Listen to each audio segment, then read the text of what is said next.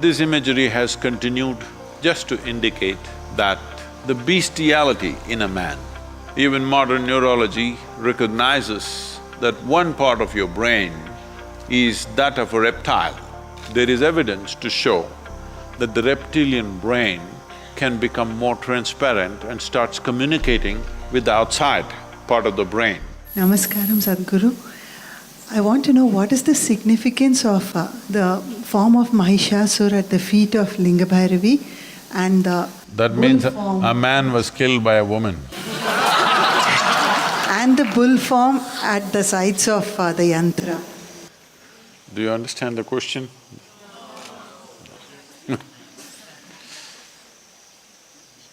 Mahishasura is a man first. We really don't know much about him, but traditionally he got terribly bad press.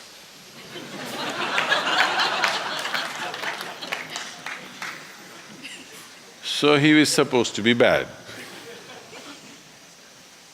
And Devi killed him. And his vehicle, poor guy, maybe he couldn't afford a horse, so you used a buffalo. And not only he was slaughtered, even his buffalo. Buffaloes can fight. So, in the past, certain people rode buffaloes because in a fight, a buffalo is much better than a horse. Horse is taller, that's the only advantage, that if you are a good fighter. But buffalo, if you train them well and if you keep them well nourished, they can rampage through crowds. So buffalo was a good one. And of course in India people used elephants to fight. He used a buffalo. This imagery has continued just to indicate that the bestiality in a man, the beastly nature, the animal nature in a man, because you didn't drop from heaven as some people believe, you evolved. The qualities of an amoeba, an earthworm, a grasshopper, a buffalo, every kind of beast that evolution went through, elements of those qualities are still with you. Yes, sir, you know. They're still with you.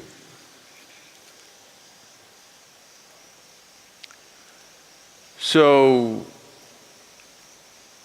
these are all compulsive tendencies. Even modern neurology recognizes that one part of your brain is that of a reptile. There's a reptilian brain which is approximately the size of your fist. So those of you who have a big fist, I'm sorry. You show your fist, huh? Somebody else say he's got more animal in him.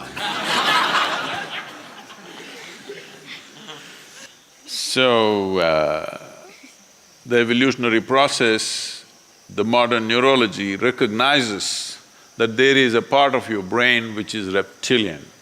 That means it's at that stage of development which is instinctive and does things in a certain way. But over that, a flower of cerebral cortex evolved. If you function out of this, which is a happening, which happened after human spine became erect. After the human spine became erect, the outer flower developed, which is what makes you human, which is what gives you thoughts about universality of the existence, which is what gives you an idea that everything is one, which is what allows you to be a scientist, This is what allows you to be a spiritual seeker. But if you go back to this, all you have is instincts of survival.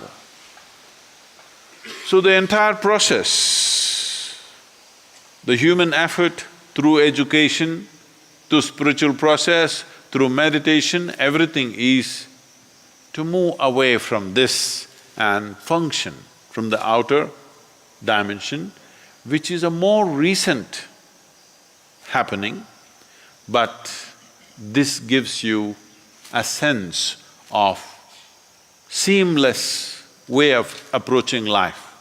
If you go to the reptilian brain of who you are, fixing boundaries is all that you know. So whenever you are having problems with people around you, always wanting to fix your boundaries, this is mine, this is yours, my space, my air, your air. When it comes, you must know you gotten here. Now the spiritual process, the yogic dimension is looking at how to make this, because if you function only from one aspect of your brain, it'll work, but not enough, you're not using all of it. So there are methods, some of the methods you are already practicing, but the idea is to open this up. There is evidence to show that the reptilian brain can become more transparent and starts communicating with the outside part of the brain. There are experiments, there are studies which show that with certain practices of meditativeness, reptilian brain, which is always about fixing boundaries, will begin to communicate with the outer part of the cerebral cortex and it function as one brain. So I don't know if you should. The flower should open up, and that is why in the yogic, you will see all the imagery in the yogic culture, flower, flower, small flower, small flower, small flower, big flower. It opened up. If it opens up, now human intelligence is functioning in a very unifying way, not in a divisive way, not in a way that you will become exclusive, you will become inclusive. Inclusiveness is not a philosophy. Inclusiveness is the nature of the existence. No other creature is able to realize this. They're all busy fixing boundaries.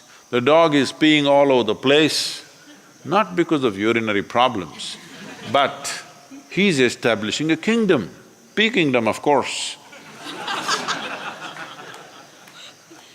Human beings are not any different. They're doing the same things in a different way. This is mine, that is mine, that is mine, that is mine. Fixing a kingdom, when it's possible, push it a little bit. When it's possible, push it a little bit. Not possible, put the wall. Happening all the time. So, the imagery or the symbolism is that beast has been killed and put down. That is the symbolism of Mahishasura and his buffalo, dead and down. This means you are big flower. And Navaratri is coming now. That means Navaratri literally means 9 nights. Why this Navaratri is, every month after the no moon day or the new moon day as it's called here, or the Amavasya, after that, days are counted. 9th day is called Navami, that means 9. 9th day it is. These 9 days are considered feminine. Out of the 28 days, 1.5 days or nearly 30 to 36 hours is a neutral time when the full moon is on. So 27 days or the days which are calculated in a certain way. 27 days or 27 is significant with reference to the solar cycle also. So 1/3 of it is called the feminine part of the month, the 9 days. The remaining 18 days are masculine in nature. So when the feminine is on, the Devi's thing is on, so that is why in the tradition, up to Navami, all the worship is for the Devi. After that, things will change. Particularly in the tradition that comes from Kashmir, which is a very strong feminine worshipping culture, I'm talking about the past. Today if we say Kashmir, you think of terror, you think of militancy, you think of extreme manifestations of many things. But this is all started about 7 centuries ago. Before that, and even after that, for quite some time, Kashmir was a very strong Devi process and very feminine-oriented practices, very powerful things were done. There are every Navami, that is every 9 days in this 12 months that is going on, they're dedicated to different Devis.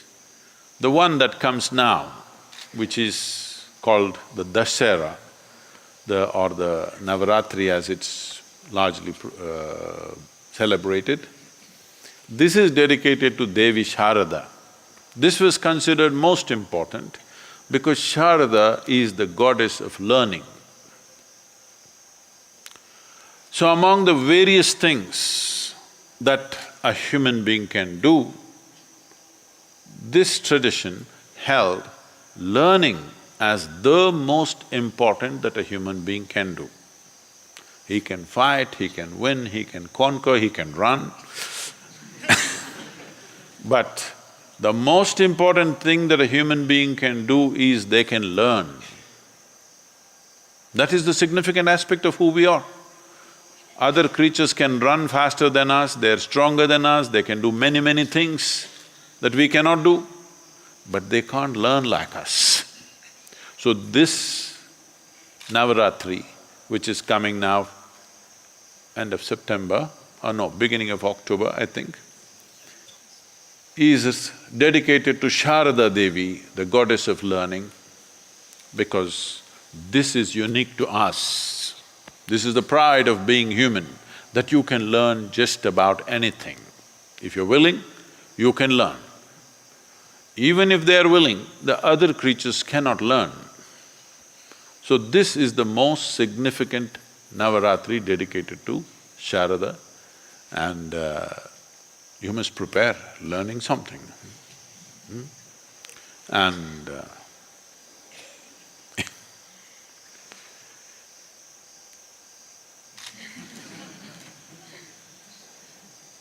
either you must open up or she will slay you. She'll put you down there. The symbolism is also this, that when masculine exists by its own nature, it naturally lives instinctively. That means this. Only when feminine enters, it can become little open. So when it opened, the masculine or the beastly nature fell at her feet because she rose out of that. So the symbolism in the Devi temple is just that. Because she rose in full power, this bestiality is down there.